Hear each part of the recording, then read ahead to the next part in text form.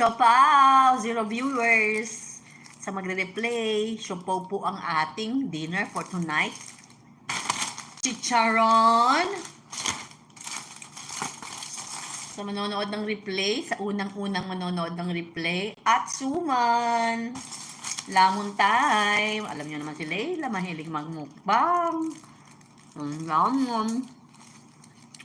Ba't di ka nagsulat ng schedule dun sa live? Wala pa yun. Akala ko nga vaccination na naman ang tingin ko. Sabi ko, ano na naman? May vaccine na naman. Vacation? Ang tagal kong paulit-ulit din. Kaya ako, pati malaki nila siguro, may bago na naman vaccine siguro. Yun talaga ang inaano ko kung kailan. Kaya ako talaga ako nila ng January. Nilagay ko ni doktora ng January, regular bakasyon mo yun ng last year. Siya naglagay. Siya naglagay, last year yun. Kaya hindi ko muna pinapakailaman, hinahaya ko siya. Total, wala naman nakalagay sa September eh. Bakante naman, di ba sabi niya gusto niya, sabi mo babae at lalaki ang niya. Diyos ko, non-stop si doktor sa amin magbigay ng Pasyente? pasyente. Sabay ko si minsan ngayon, sabi ni minsan, gusto nang tumanggi ni doktora. Ako nag-10 lang ngayon, naman ng oras na.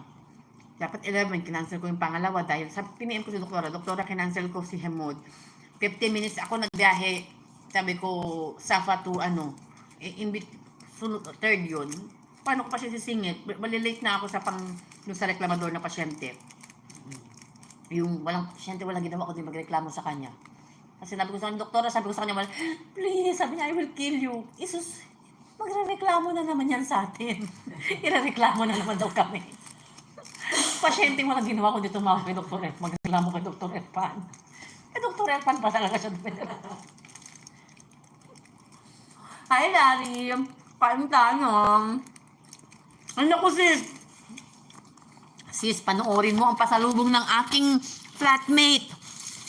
Sis, lamon na dis. Kaya talaga ako nag-live para ipakita ang lalamunin ko. Nagdala siya ng isang daan. Bato 150 ang sabi mo. 100 pieces na suman. Kita mo, ang dami namin